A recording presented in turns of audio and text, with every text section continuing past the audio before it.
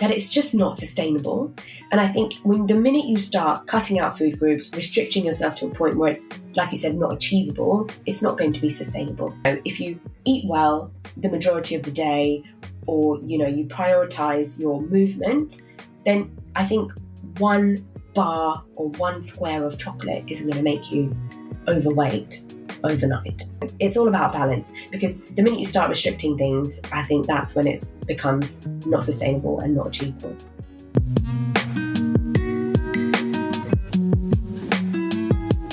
Welcome to Mindful Dream Podcast, where we help you to not decide what's really important while chasing your dreams. Today's guest is Monika Sharma. She's a full-time doctor, but on the side, she trained to become a personal trainer and uses her fitness page, Train with Doctor Mon, to spread a positive message about how people can get fitter and healthier, but without some of the negative connotations and toxic beliefs about diets that other people might portray. She is also looking to build a new interior design business as well. And she does all of this all at the same time. So in this podcast, we share how she manages to do that and keep herself fit and healthy. I hope you enjoy our conversation. Welcome to Mindful Dream, Monika. It's a pleasure to have you here. Thank you so much for having me. I'm very excited to be here. So you're the guest I've known for the longest on this podcast. Yeah. And you're going to notice, people listening, that me and Monika might start laughing sometimes because we've known each other for quite a long time. So this is a very different environment to how we've normally met each other. I met her first at a mutual friend's birthday party, I think when we were both somewhere around 18. Yeah, I think so. If it is earlier though, I would like you to retract that and then put that back in, because I would like to be the longest reigning person on this podcast that you've known. Yeah. We'll give you a special medal at the end. Yeah, I want it. You know my address, so just send it in the post. Yeah, that sounded way creepier when you said it that way. Oh God, you can retract that. So how I start off the podcast with all of the guests that come on is, what's the common advice you disagree with that you often hear? What is the common advice that I disagree with? I think probably that you don't have enough time in your day to kind of fit or prioritise your health. I think a lot of people that I've seen in my profession have said, I don't have enough time to do X, Y, and Z. And I think that's a priority that probably needs to be put to the forefront. So I think it's probably just focusing on yourself more and prioritising yourself and your health more, both physical and mental. Yeah, and have you had times in the past where you haven't done that yourself? Absolutely. And I think you have to learn from those times. And I think probably one of the most recent times would probably be going through the COVID pandemic, working as a doctor in the COVID pandemic, and realising that a lot of things can get on top of you and your priorities tend to kind of slip off or slack in the background. So I think there's definitely times where I've been there more than one occasion, but it's important to have insight and then learn from that. So what did you do when those situations came up, when you weren't prioritising your health? Did you make changes straight away, or was there a trigger that made you do things differently? Because so you obviously run a health page, right? Yeah. So you have to keep up the fitness and everything like that because it's part of your brand and in some ways your personality now, right? So was it ever hard to keep that up because you just didn't feel like doing it? So I think whilst I have this Instagram account, and one of the aims of that Instagram account is to kind of promote lifestyle changes and health and well-being, it also holds me accountable. And I think me having to show up every day is something that probably drove me to prioritise my well-being. And I think it's not something that I necessarily kind of looked at and thought, oh yeah, I realised it overnight. It's about reflecting and realising, if I am unhappy, why am I unhappy? Or what can be changed? So I think it takes time when you reflect on it, but also having something that holds you accountable, like my page, were kind of the saving things. What drove you to create the page in the first place? Because obviously we've known each other for a long time, and yeah, I guess with both of us, we didn't think that we'd be the kind of people to have a public persona and to be public images.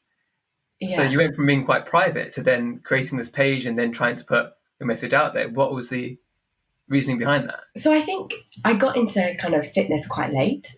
I got into it whilst I was kind of four years into uni, and I actually got into fitness because I kind of used it as like some sort of mental therapy at the time. And then I loved it. I loved like the endorphin rush you got after it. And then I started practicing it kind of in my daily routine. And then as I was talking to all my friends about it, they were like, wow, like you should really do personal training. And then I was like, actually, maybe I should. And the reason why I actually did the personal training was to kind of inform myself and educate myself on how I can better myself. And then out of that just came this page where I was trying to kind of tell people about this rush that I was getting after and trying to kind of get them on the bandwagon to be like, look, guys, I found something really great.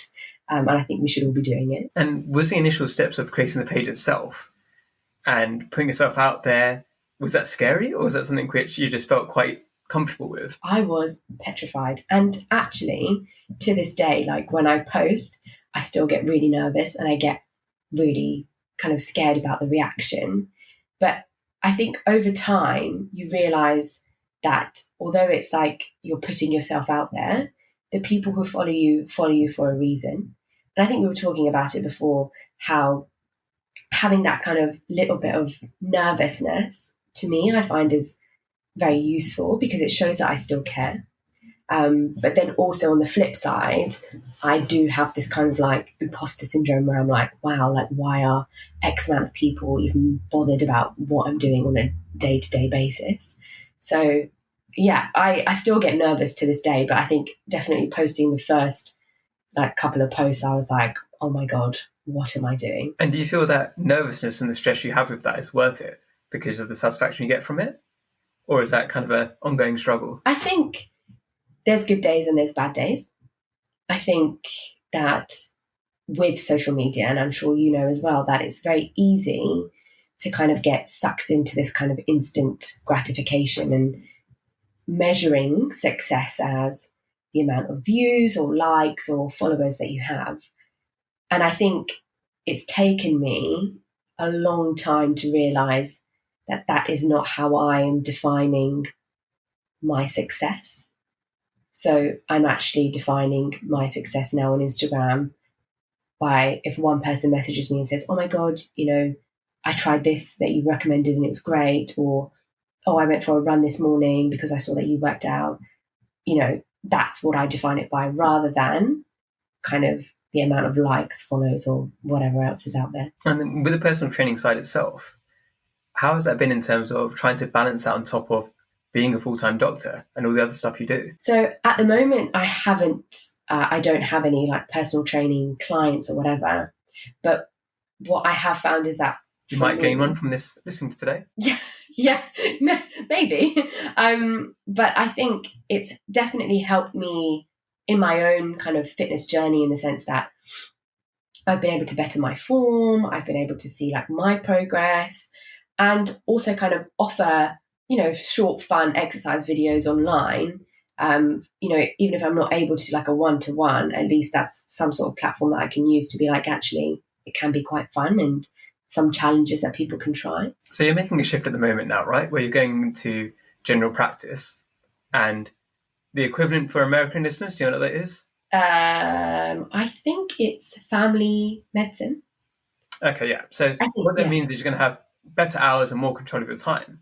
Yeah. And is personal training you're looking to do in that time, or is it what you're planning to do now you've got a few more hours to yourself? So firstly, with the few extra hours that I have, obviously with medicine, like work and exams never stop. So I have, you know, a certain amount of that time dedicated to revision, etc. Also, I have started a kind of business with one of my friends where we've started our own decor kind of company. So that's definitely something that I want to pursue. And then I think with regards to the fitness aspect, I'm actually guided by the page. I think if, you know, it goes in that way, then it might be something that I would toy with, the idea of maybe starting some sort of online forum where people can discuss that.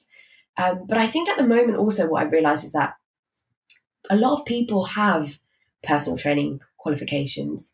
And I think there's like varying expertise throughout. And I think if, having a personal training qualification now in the fitness industry is like baseline. So I think if there was something that I was going to do with regards to that, I definitely want to like get more qualifications to make sure I'm like an expert in something rather than just promoting stuff that I don't really think is good quality. But at the same time, obviously you've got a medicine background, which most personal trainers don't have. So how much did that help you in the process? So I think the kind of overlying thing with, being a personal trainer and working in GP would be that a lot of, or some of the diseases, normally our governing body recommends like lifestyle modifications. So I think promoting that in the context of the patients that I see would be one way of me trying to bring the two worlds together. Hi everyone, I hope you're enjoying the episode so far. I want to take a quick break to ask you to check in on yourself. There's many people struggling with balance, and there's nothing to be ashamed about. The tips that my guests and I share can hopefully help you along the way, but if you already feel overwhelmed or burnt out, it's probably best that you ask somebody for help too. For some, this might be a friend or family member, but others might feel like they have nobody they can talk to. If you're one of these people, check out the link in the show notes. It's for United for Global Mental Health. They've got helplines all across the world with people willing to listen on the other side. It's important to let somebody know how you're feeling. Now, back to the show. One of the people that I follow and I've taken a lot of advice from is Dr. Rangan Chatterjee. And he talks about his lifestyle choices a lot and how much prevention is better than cure. And how much of that is true in your experience as well, as a doctor and both as a fitness instructor as well? And do you think it's something which a lot of people are maybe missing out on, where they take too long to try to get help? So, for example, with burnout, people wait till they've completely burnt out, then they try and seek help rather than preventing it in the first place. That's very fair. And I think the issue is when do you realise that prevention is the answer before it's too late, and that actually now you are seeking treatment for the disease or whatever you already have. And I think if you don't know the warning signs to know that you could be, either having burnout or type 2 diabetes or blood pressure, etc., then I think it's very hard to know that prevention is kind of a management option. I think me being a person from an Asian background where there is high prevalence of, loads of metabolic conditions like, obesity, blood pressure issues, diabetic issues, cholesterol issues. I think also the other reason why I promote and prioritize my health and well-being is because I know that at some point, given my family history, I'm probably susceptible to many of these conditions. So in a way, me working out is also a preventative measure.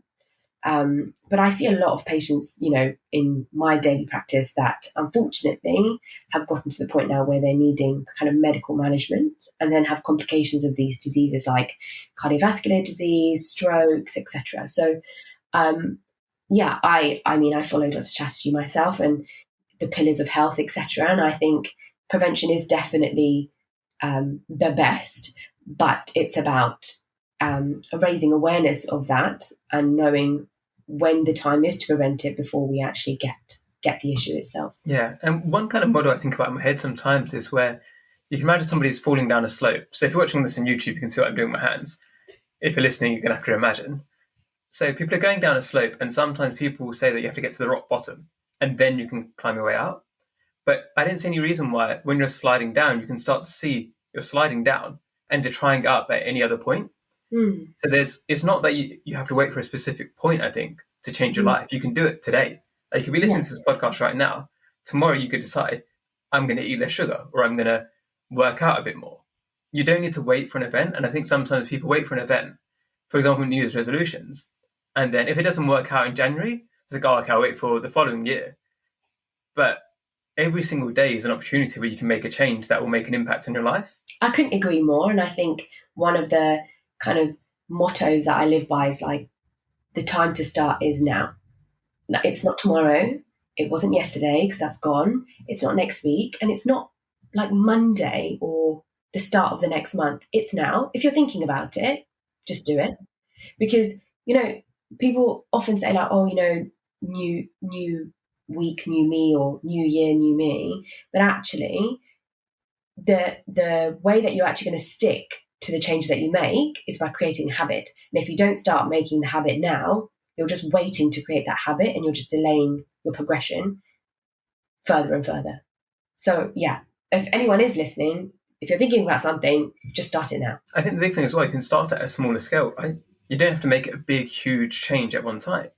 Like you can say, let's say you don't do any exercise at all. Maybe you start off by saying, I'm going to do 5 minutes of walking a day. And then once that becomes a habit, once you're out for 5 minutes, you can probably carry on walking for a bit longer. And it's easier once you've just got that first hurdle done. And I've seen people say, for example, where if you just make your habit is that you put on your shoes, like when you finish work. Because when you put on your shoes, you're not going to take them off again. You're probably going to try and go out or do something with them, right? Because you've already done that little bit of friction is not there anymore. Yeah, if you've made the effort to squeeze your foot into that shoe, you'll make the effort to take that foot and that shoe outside. And it's the simple things like knowing also what your personality needs. So if it's that you plan to, I don't know, for example, go for a run in the morning at X time, and you know that you getting out of bed is a struggle and that planning your time in the morning is a struggle, why don't you lay out your running clothes the night before, put your shoes there and hold yourself accountable for that? So it's about knowing what works for you and knowing, yeah, these are the things I need to do to make sure that I am successful in what I have set out to do that time of that day. I think such a massive part of it is making it achievable. Because, for example, I used to tell myself so often, I'm just going to quit sugar. And I've never done it. I've told myself that probably several hundred times in the last few years. And I last about a day or two each time. And instead, what I'm trying to do now is, one rule that worked well for me at one point is that I'm only going to eat sugar if it's something homemade. Yeah. Or like, that was kind of something that worked for me. It's like, it's adapting the rules. So it's not necessarily making it completely teetotal or like to completely ban something, but just changing it a little bit. So another rule that I think is quite good for people who say eat too much sugar is don't buy multi-packs. So every time you want to have a chocolate, you need to buy that specific chocolate. That doesn't always work for me because sometimes I still go to the shop just to buy chocolate. But it's much easier than it's just being in the flat or just being in your kitchen. You just want to make life a bit more inconvenient. And that's one of the things I always think about is sometimes life can be too convenient, and that's a problem. If you make things a little bit more difficult, you increase the friction to some of these bad habits. I think also it's about making a sustainable change. And that's why I always say that cutting out like food groups is probably never going to be the answer, because in my opinion, I don't think it's sustainable.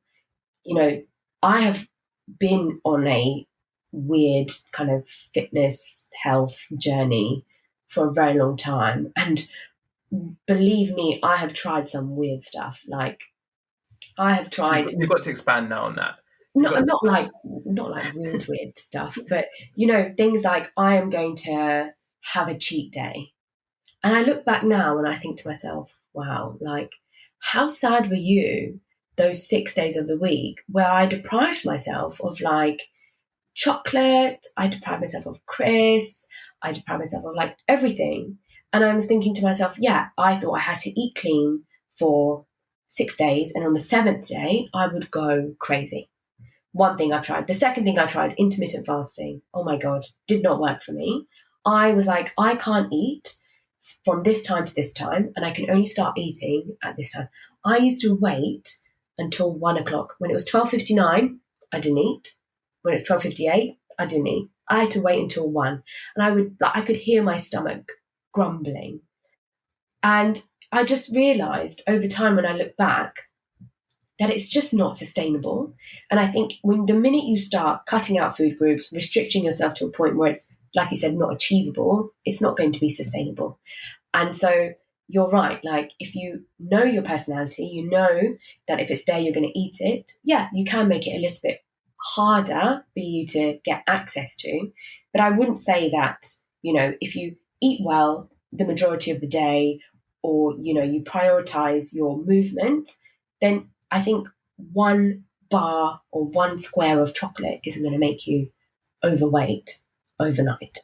You just reevaluate the next morning and you think, okay, cool, what should I do today? Maybe I should prioritize more complex things like an apple instead of a chocolate. It's all about balance, because the minute you start restricting things, I think that's when it becomes not sustainable and not achievable. Yeah, I think my problem's always been that if I have one, then I have everything. I can't self-moderate. So I moderate by just having less, or I don't have it available. Because if I have one cookie, I'll have the entire packet. But then I'm like, when people have these cravings, and sometimes, it's like maybe towards the end of the day and they think, oh yeah, I fancy something, and then your cravings go loose. My first question is always like, are you fueling yourself enough during the day? Like, are you eating enough calories during the day? Because why are you then so ravenous at this time? And then you're like, I could chomp on a whole packet of whatever. And then I'm like, well, actually, have you satisfied yourself throughout the day? But it's also sometimes, I think, I've heard this before, where it's not necessarily that you're even hungry. It's the kind of almost therapeutic effect of it, right? Oh my God, yeah. Because you enjoy the taste, or because you enjoy the texture, or whatever it is. You have such an emotional relationship. Yeah. With food, you do have a really emotional relationship. You might have eat some, I don't know, particular chocolate bar and it reminds you of this memory, or you eat certain foods and they remind you of memories. So, yeah, but I think, food is there to be enjoyed, not just because of taste, but because of memories, because of the way it makes you feel. So, yeah, I think it's hard because it's taken me a long time to get to where I am now with my relationship with food. But I think there's a lot to learn. And I think also one answer is not going to fit everyone. I think it's about what works for you. And I think that's true for many things, right? It's about experimentation. And I always say it's if you're in a place where you're fit and healthy, then don't experiment with your diet too much, because you've already got something that's going well for you, right? But if you you're struggling with your energy and you've got the different symptoms like you mentioned before, that's when it's a good time to well, what diet does work for you? Or it's not even a diet, right? It's what's a sustainable thing that you can keep up that's fueling you in the correct way and it alleviates some of your issues. But it's not something where it's a detox that's going to last a week, or you do it for a month and then you go back to the old way. It's how can you keep yourself fueled properly? And I think expanding that a little bit is about whenever you want to give up something, it's often better to think about what can you replace it with. Yeah. So you're thinking about okay, let's say I use nuts, for example, in terms of food. We're talking a lot about food today. I'm hungry as well now. But with nuts, I use nuts instead of chocolate sometimes because it gives me a kind of a similar kind of thing. And if I'm having a lot of nuts, then I don't tend to crave chocolate as much. And I think it's true of lots of things where, let's say you've got issues in terms of addictions in other areas. So let's say some people at the end of the week, they feel like they need to get really drunk, and that's the way they cope with their week. I was well, what other things can you do that maybe are less damaging to you that could give you a similar kind of buzz? And it's looking internally at yourself, right? Is it damaging you or not? If it is damaging you, is there something else you can do instead, which gives you the same effect? And it doesn't need to be alcohol. It's whatever it is it could be something that's very healthy to many people, but for you, you just take it that bit too far or whatever it is. And it's looking at it in that way of, okay, let's say you spend too long watching Netflix and you want to get up from the sofa. What exercise can you find that you enjoy just as much or even more than watching Netflix? And instead of thinking, I'm not going to watch Netflix, think about, I'm going to go and do that. And it's a more positive mindset, I think. And it also comes back to that habitual change, because if your routine is every Friday night, I'm going to go out and have X amount of drinks, or I'm going to go out or I'm going to watch Netflix, for X amount of hours, 5 days a week, etc., that becomes a habit. As a positive habit can also be a negative habit, first thing you do, wake up in the morning, pick up your phone and scroll Instagram. Once that becomes a habit, it's very hard to come out of that. So it's about recognizing that you're in that loop, breaking the cycle, thinking, oh, you know what, I actually don't want to do this, and then creating a new one, which is more positive. Are there any habits you're trying to build at the moment? Oh, I think, are there any habits I'm trying to build at the moment? I think I have daily goals. And in that, I probably have habits, but I probably don't realize. So I am a creature of habit in the sense that, the majority of days, my go-to breakfast is a smoothie or, porridge or whatever. I have a set routine at, like 3 or 4 o'clock, I have a cup of tea. Things that make me happy that are within my kind of daily routine. And I am a creature of habit. Every day, I like to move my body somehow. But with regards to new habit, I am trying to do some journaling, which is very weird to me in the sense that, writing down your reflections or your aspirations or whatever. So I think that's probably one of them. At the moment, I've just changed jobs. So I think my routine is a little bit in the kind of limbo sense, because what I'm normally used to and have been doing for the last 6 months, my start times have changed, my free time has changed. So I'm kind of creating ways in which I can still incorporate some of my old habits. That's another thing, actually, I was going to say, is that whilst I am a creature of habit, it can be very difficult to adapt to change. So sometimes previously what I found is that I have been quite rigid and not been very flexible. And so I think learning that, there's a set amount that you can't control and you need to be a bit fluid about it, like adapting to a new job, is something that I used to, and probably still to a certain degree, struggle with. Because what I was going to ask you almost stole my question, is that when you work for a hospital, obviously, you're on rota. So you don't have control of your time. So how does it work if you're a creature of habit? Yeah. Was that something that was quite difficult for you to deal with, where your routine would be changing so often around the different rotas you had? Short answer, yes. Long answer, yes. But I think at the beginning of when I started working as a doctor, I very quickly realized that a lot of the things that I thought I would be able to do in terms of like outside of work would take a lot more planning. So I think over time, what I've realized is that I prioritize what I want to do in a day. And normally those priorities generally stay the same. So, throughout the week. So, I like to get at least 30 minutes of a workout done, or, I want to go to 2 classes a week or something. So I actually make time to plan those into my daily kind of routines. And although it's a changing rota, it's kind of a fixed rota in the sense that that you will have 4 night shifts at this point in time. I know that I would have 2 weeks of 12-hour shifts at this point in time.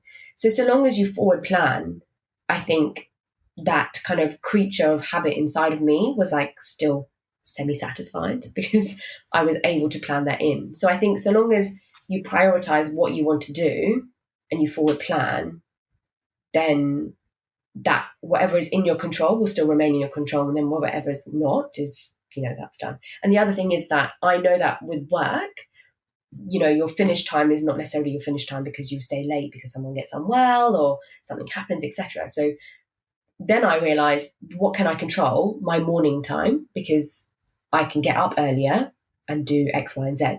So that's, I tend to work out in the morning because my start time at work never changes, but my finish time can. What would a successful lifestyle look like to you in the future then? What do you want in the future? So you're being a GP now, so you're going to have a bit more control.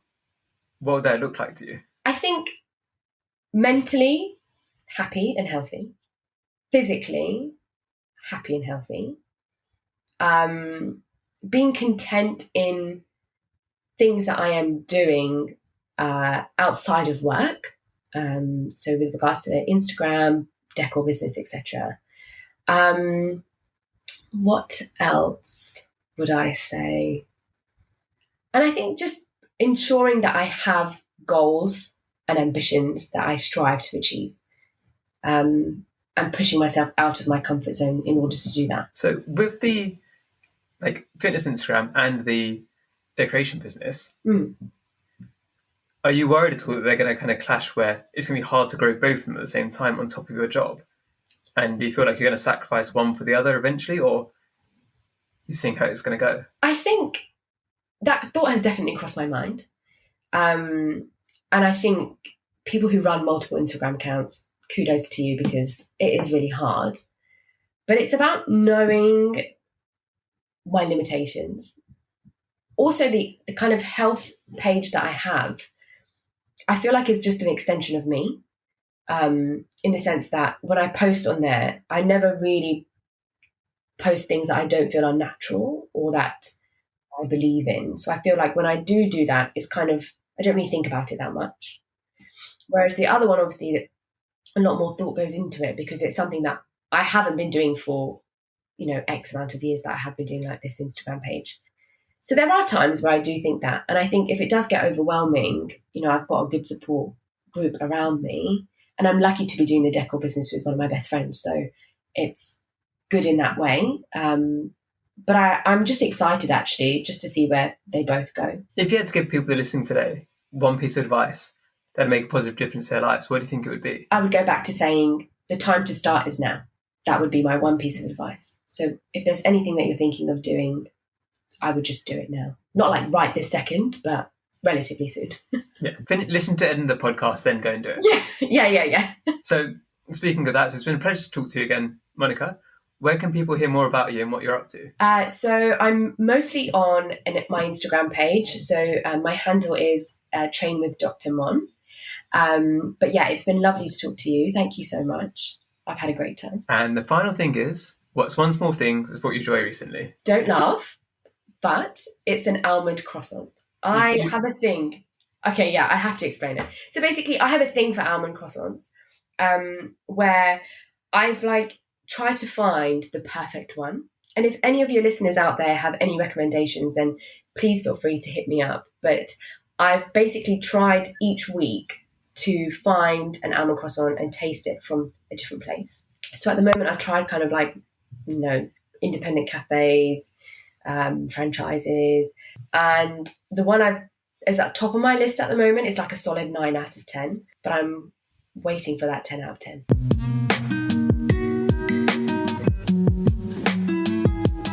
If you're listening on Apple Podcasts, I'd love it if you could leave me a 5-star review. It really helps to get the message out further. Wherever you're listening, it would be awesome if you could subscribe and to share on your social media channels. If you want to see more of my work and advice, you can find all of the links in the show notes. Thank you again for listening, and I hope you have a lovely day.